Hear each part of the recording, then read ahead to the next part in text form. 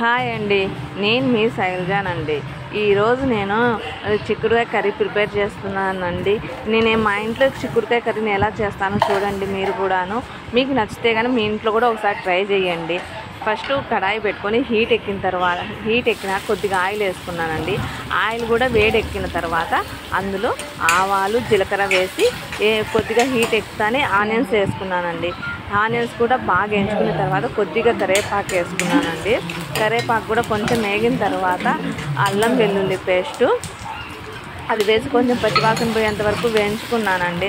అది వేగినాక టమోటా వేసి కూడా బాగా వేయించుకోవాలి. అవి టమోటాస్ కొద్దిగా మగ్గిపోవాలండి.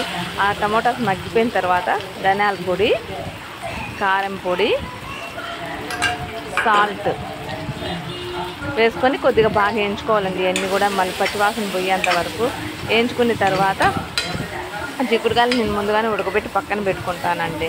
నేను అన్నము కూర ఒకేసారి చేసుకుంటానండి. ఎందుకంటే నేను షాప్కి వస్తాను, షాప్ నుంచి పోయేసేసి ఒకేసారి అన్నము కర్రీ రెండు చేసేస్తాను.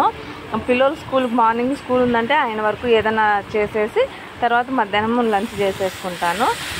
చిక్కుడుకాయ ఉడకబెట్టి పక్కన పెట్టుకునేది దాంట్లో వేసేసి కలుపుకోవాలండి. కొద్దిసేపు బాగా కలుపుకున్న తర్వాత కొద్దిగా వాటర్ యాడ్ చేసుకొని ఇప్పుడు మళ్ళీ ఆ మసాలా అంతా చిక్కుడుకాయ పట్టేంత వరకు బాగా కలుపుకోవాలండి. కలుపుకున్న తర్వాత కొద్దిగా కొత్తిమీర వేసేసుకొని కొత్తిమీర కూడా కలుపుకోవాలండి. బాగా కొత్తిమీర కూడా పచ్చివాసన పోయేంత వరకు బాగా రెండు కలుపుకొని కొద్దిసేపు ఉడకబెట్టుకోవాలండి.